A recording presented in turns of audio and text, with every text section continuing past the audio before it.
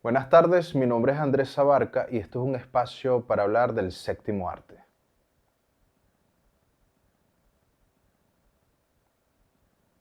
Hoy nos adentraremos en una de esas películas que no solo se ven, sino que se atraviesan. Una obra que desmonta un mito desde adentro, desde su interior. Y es una obra con una elegancia cruel y con una lucidez demasiado devastadora que caracteriza a los samuráis, y por eso hoy hablaremos de Harakiri.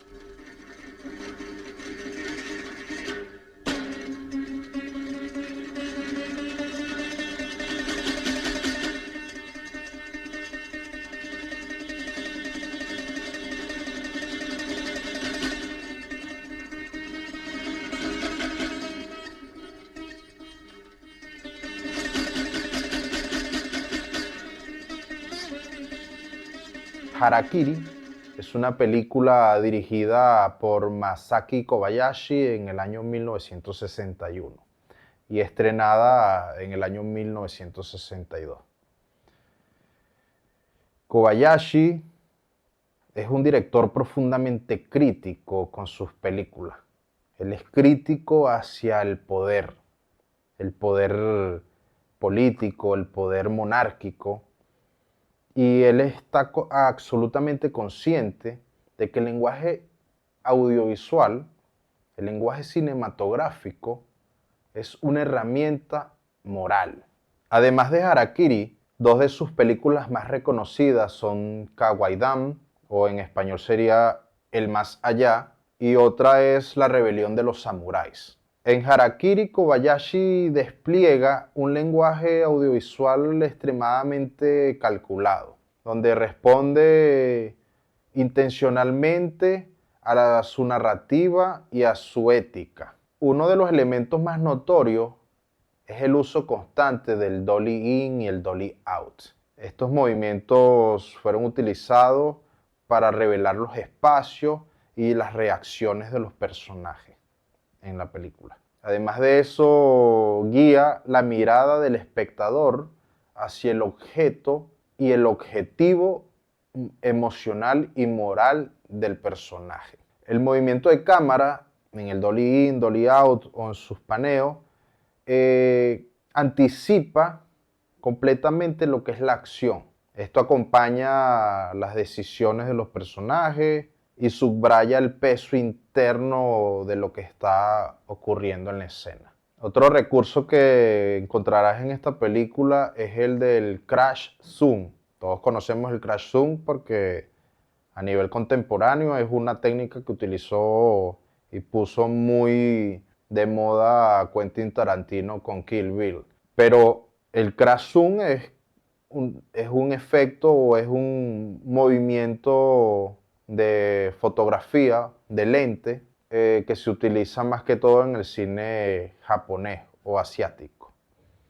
Y en este caso, ese movimiento es utilizado para los momentos de alta tensión de la narración y para expresar de una forma clara en el encuadre las emociones del personaje. O sea, Kobayashi lo emplea para capturar las expresiones de la vulnerabilidad del personaje en esos momentos de amenaza o ese momento de quiebre psicológico. O sea, este elemento fue utilizado para esos instantes donde el personaje queda expuesto, esos instantes que el personaje queda desarmado o queda a la defensiva, y aquí la cámara irrumpe de forma violenta sobre un primer plano y esto genera una tensión visual.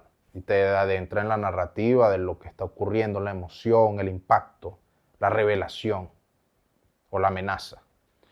La narración es deliberadamente pausada, como cualquier película del cine japonés clásico, porque esto se utilizó así para construir primero lo que es la razón interna del personaje, su conflicto, su herida, su problema. Después que tú entiendes todo esto, es que llega el clímax.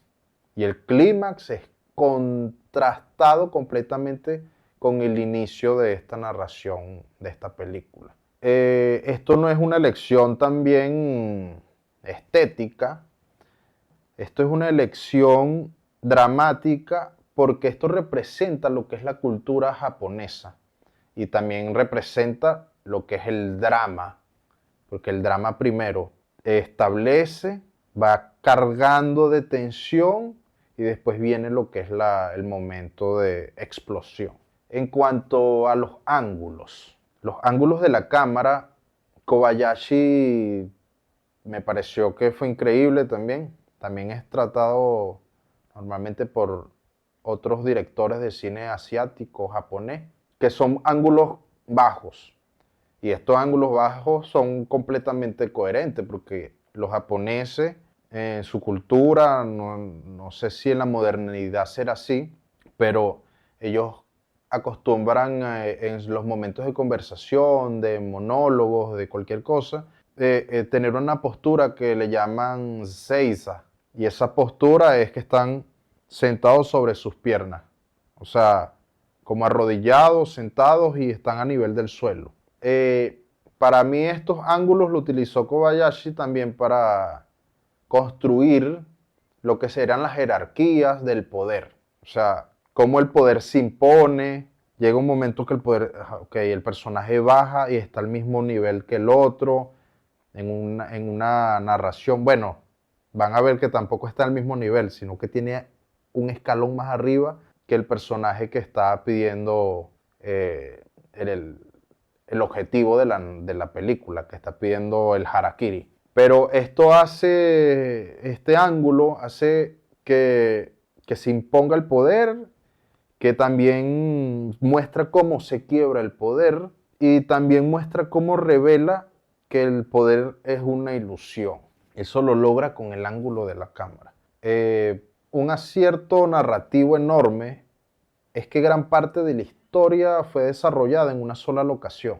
O sea, es otro elemento que he visto en grandes películas, que las historias es desarrollada en una locación máster, y en este caso es la locación de la casa Iji, que en esa época era el periodo feudal, y bueno, la casa Iji tenía como se le diría, un heredero de una dinastía, o también se le podría decir de una forma más correcta, el jefe de la casa Iji. Y este espacio de esta casa se convierte, que es completamente cerrado, se convierte en una especie de cárcel porque es opresivo y hace que todo el espacio sea teatral también lo que está ocurriendo. Es por eso que yo veo allí que hay una carga metafórica en el encierro del espacio, como si que el personaje está dentro de una prisión. Y es una prisión metafórica porque no solamente es la prisión de que está atrapado en un conflicto, sino que también de los ideales. Entonces todo esto tiene una razón más profunda en la narrativa, en la historia. Kobayashi demuestra que no necesita multitud de locaciones para crear un mundo completamente inmersivo, sino que lo que necesita una narración, una película, es su conflicto, su intención y la precisión de mostrar ese tema que está narrando en la historia. La historia se sitúa en el año 1617 a 1630, porque hay un juego ahí de temporalidad. Ese periodo en Japón se llamó el periodo Edo, con todo lo que corresponde al periodo de Edo. Y se centra en el último deseo de un samurái. De eso va la película. Se centra en el último deseo de un samurái. Pero un samurái sin amo, que aquí esta es la palabra que había olvidado anteriormente, el amo de la casa Iji, bueno, un samurái sin amo, en esa época, y quedó en la historia, que es conocido como un Ronin, del cual también hay muchas películas que se llaman Ronin y tal, y tratan sobre el tema también del harakiri. Aquí esta película es protagonizada por el personaje es llamado Hashiro Sugumo, quien es interpretado por una de esas leyendas icónicas del cine japonés, que es Tatsuya Nakadai. Tatsuya Nakadai. Es un actor que encarnó samuráis en múltiples ocasiones y que también trabajó con el maestro Akira Kurosawa en obras como Ran y Kagemusha, que son unas obras extremadamente increíbles y los guiones son increíbles también. Y su última interpretación como samurái fue en una película del año 2019 que se llamó Kikyo. Nakadai posee una fisionomía única. Este actor tiene un rostro capaz de transmitir poder, serenidad, agresividad, sabiduría, todo eso al mismo tiempo.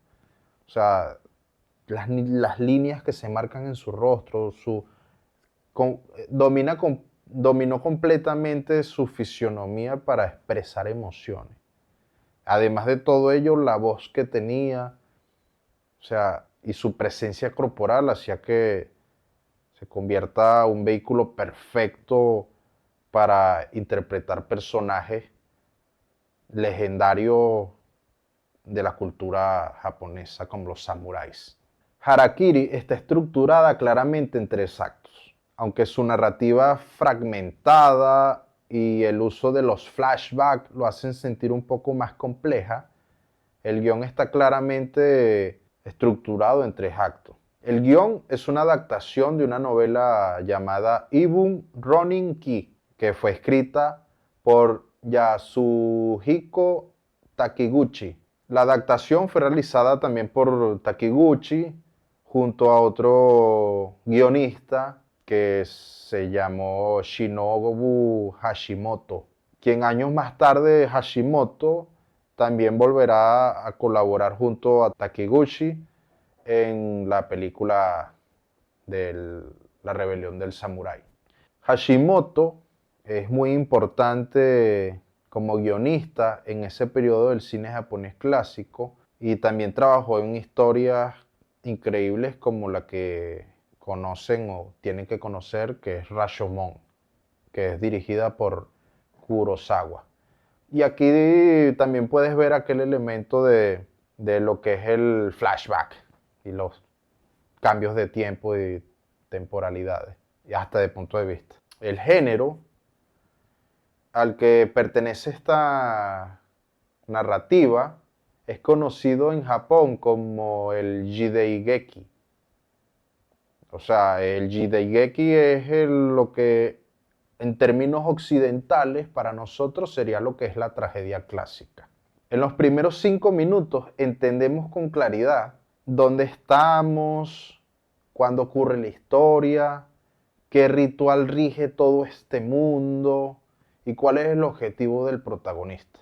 El tema central se establece de inmediato, o sea, el harakiri es el ritual honorífico y la supuesta nobleza de morir con dignidad. Eso se muestra empezando la historia. Todos esos 5 minutos te llevan en un contexto, te ubican y te aclaran de una vez lo que es el tema de la narrativa. La mayoría de acontecimientos transcurre, como ya les he dicho, en la casa Iji, que es un clan feudal que ha permitido a otros Ronin anteriormente a quitarse la vida en ese patio que tienen para el ritual del harakiri. Y con esto, la casa Iji tiene el objetivo de preservar el orden y mantener su reputación.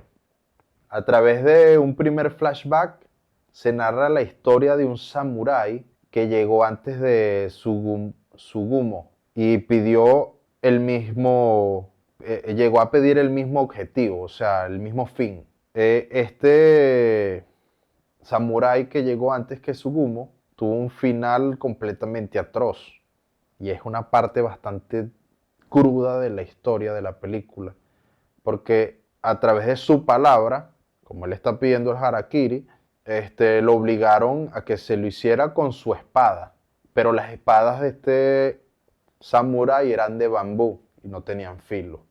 O sea, el acto que ocurre ahí es completamente atroz. Aquí se establece el verdadero conflicto que tiene la casa Illy. Y ese conflicto realmente no es proteger el honor, sino es proteger su imagen y su reputación como, como casa Illy. Luego, mediante el segundo acto, entramos a un gran flashback donde conocemos la vida de Hashiro Tsugumo, que es el protagonista de la historia. Y ahí vamos a ver el centro de la película, que va a ocurrir un plot twist. Ese plot twist es bastante devastador porque te conecta directamente a Tsugumo con el samurái que murió anteriormente. Tenían un lazo familiar. Y con esto surge entonces una reflexión profundamente humana en este o segundo flashback, y como esa reflexión que está teniendo el samurái con los otros, que se habla de lo que es cargar una culpa, de lo que es tomar las malas decisiones y cómo todo esto te puede llevar a una pobreza y cómo la pobreza es una fuerza completamente destructora que te lleva a una miseria. Y esa miseria, todo es como un poema, todo esto, pero esa miseria empuja a los personajes o a las personas o a un hombre a una desesperación, y con esa desesperación el personaje sucumbe a la humillación y finalmente una muerte trágica. Y esto te lo muestran en esa narración, te muestran el por qué el primer samurái llegó hasta allí y por qué Tsugumo está allí también. En el tercer acto, bueno, este acto es también increíble. La historia se vuelve muy violenta y también directamente Tsugumo pronuncia una frase que resume toda la película. Esa frase fue: el honor es superficial. O sea, en pocas palabras, el honor es una farsa. Y otra frase también que dicen es que la espada del samurái es un símbolo. Con esto, él descubre que lo verdaderamente valioso de existir en esta vida es la vida en sí y la familia. Y esa verdad solo la aprende el personaje a través del dolor y de actos y hechos que ya son completamente irreparables. En el clímax, el heredero de la casa Illy queda expuesto como un cobarde. Se oculta mientras otros están muriendo por él, y para no manchar su linaje, ordena actos aún más deshonrosos. Y estos actos son los que dejan claro el mensaje que quiso dar el director con la película. Que el mensaje es que el honor institucional es una máscara, es una mentira, es una farsa. Otros elementos interesantes que conseguí en el clímax fueron que Tsugumo profana la armadura ancestral del templo, cuál es el símbolo máximo del honor de los samuráis de esa casa Illy, el símbolo máximo del honor de los samuráis. Al hacerlo demuestra que no vale absolutamente nada porque es algo material y que es solamente un ideal que se crean las mismas personas. Otro elemento que también vi en el clímax fue que en la puesta en escena de la violencia, para mí fue todo un acto que inspiró directamente a Quentin Tarantino en la película que ya mencioné, en Kill Bill. O sea, los movimientos que hay de cámara, los ángulos, las reacciones exageradas, el crash zoom que utiliza Tarantino en Kill Bill, o sea, las coreografías que hay aquí, todo esto inspiró a la escena de los 88 locos, creo que se llama, no recuerdo bien, pero inspiró a la escena de esta batalla épica que hay ahí en Kill Bill.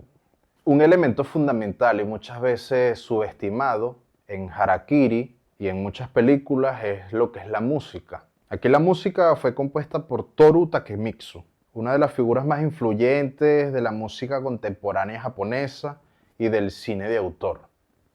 Takemitsu no utiliza música como un simple acompañamiento emocional.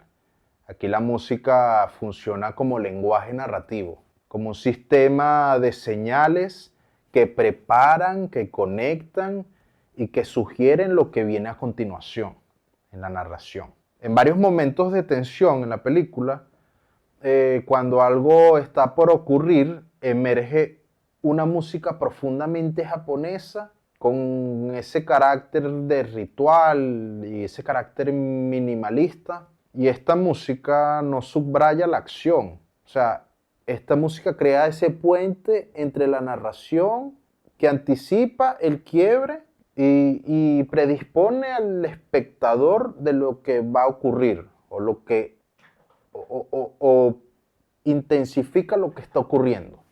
O sea, la música aquí que fue creada por Takemitsu es un aviso prácticamente como silencioso de que el equilibrio moral de la escena está a punto de romperse por la realidad. O sea, hay una parte que durante el clímax hubo un lenguaje audiovisual que Kobayashi junto a Takemitsu tomaron una decisión sonora que me pareció completamente brillante también, porque mientras la cámara se está moviendo junto al líder cobarde que se está ocultando en otro salón para no estar directamente en la batalla, en el combate que se está ocurriendo afuera, y no estamos viendo directamente lo que está ocurriendo, o sea, las muertes que están ocurriendo, pero la estamos imaginando porque escuchamos en su lugar unos golpes secos, así, unos golpes violentos, o sea, unos golpes que son como de cuerda, de percusión, un instrumento típico japonés, y que cada golpe representa que una vida se ha perdido, a alguien han matado en la batalla que está fuera de encuadre. Ese es otro recurso que también toma Tarantino en sus otras películas como Reservoir Dogs. Este recurso es un acierto absoluto para mí, o sea, es un acierto absoluto porque la violencia no se está mostrando de una forma explícita, se está sugiriendo y el espectador está terminando de crear toda la escena en su mente. Eso es para mí increíble y además se está poniéndole a juxtaposición de la violencia con alguien completamente atemorizado en otro salón. Para hablar de la fotografía está en un aspecto ratio de 2:35:1 o en CinemaScope. La fotografía en CinemaScope es soberbia y está a cargo del director de fotografía Yoshio Miyajima, que Miyajima es un colaborador habitual en lo que son las películas de Kobayashi y con quien también trabajaron en esa obra que fue nominada al Oscar en Kaigodan o El Más Allá. El formato del CinemaScope permite apreciar la sobriedad del arte, que está dominado por líneas rectas y con estructura geométrica y es muy purista, sí. todo lo que está dentro del encuadre, ubicando los personajes, todo de una forma muy teatral. Hay un punto muy claro en la iluminación, que es una iluminación dura, muy contrastada. Todo parece que está completamente calculado para resaltar las tensiones morales que están ocurriendo allí en la narración. Mientras los personajes están sentados en esa forma llamada seiza, los planos, contraplanos, mantienen un eje dibujado, un eje perfecto. Y el fondo, cuando hablamos de esos encuadres que tiene primero, segundo y tercer plano, el fondo en algunas partes está bien enfocado. El primero y el segundo plano se mantienen bien enfocados. Todo esto me indica a mí que trabajaron con una gran cantidad de luz y con un diafragma cerrado.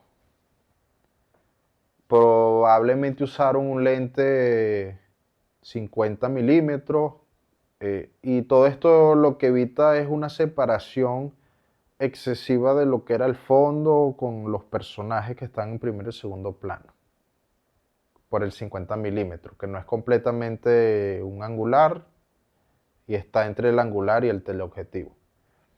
Hay momentos de enorme fuerza visual, como el uso de ángulos holandeses combinado con picado, creando una fuga, unos puntos de fugas agresivos durante los enfrentamientos. Esa parte del clima es que trabajaron con esos puntos de fuga y esos ángulos fueron muy acertados, o sea, también fueron muy diferentes de lo que uno está acostumbrado a ver en una narración contemporánea o común. El trabajo de iluminación, el trabajo de iluminación en esta película la abre completamente. Cuando tú empiezas a ver la película ves una armadura envuelta entre sombras y entre un humo. Que después ese humo también se va uniendo con la narrativa porque Tsugumo explica que su nombre es como el humo. Entonces tiene que ver como con que las sombras y entre el humo está esa idea del samurái. Es algo completamente banal, es algo que realmente importa. O sea, es lo que está hablando aquí eh, Tsugumo en la narración de la película. Y es increíble también que esa armadura, todo aquí tiene un ciclo. Esta película tiene unos ciclos y esa armadura es la que cierra también la narración, porque ahora tú entiendes lo que significa también el símbolo de la armadura al final por lo que ha ocurrido. Por eso que es una película bastante densa y tiene bastante mensaje. Pero aquí en la parte final, tú ves la armadura otra vez puesta en el sitio como si nada hubiera ocurrido, pero esta armadura fue profanada y ahora está cargada de mentiras, de dolor, de adoctrinamiento, pero también está cargada como de una verdad, de que hay personas que mueren por convicción y otras que mueren porque tienen una idea impuesta en sus mentes. Harakiri es una obra imprescindible para analizar la fotografía, lo que son la composición de encuadres, lo que son los ángulos, lo que es la técnica de iluminación. Otra cosa también importantísima de esta película es que hay que analizar el guión, ver cómo fueron esos flashbacks que hay dentro de la narrativa y cómo dentro de todo esto lleva un mensaje de lo que es la ética. Esta es una película que desmonta el mito del honor desde adentro. Y esto lo está desmontando de una forma muy sutil, pero con una precisión implacable. En el próximo episodio seguiremos también en este mundo tan interesante de lo que son los samuráis. Y también estaremos hablando de temas como el honor, la religión, lo que es la farsa, lo que es el poder, la traición, la locura. O sea, todo esto está dentro de una película que también tiene un final trágico y todo esto lo vamos a conseguir cuando analicemos la película de Ran, que es una obra maestra absoluta del director Akira Kurosawa. Les recomiendo que vean esta película y que también vean Ran después del análisis que veamos en el próximo episodio. Y hasta entonces, nos vemos en el próximo acto.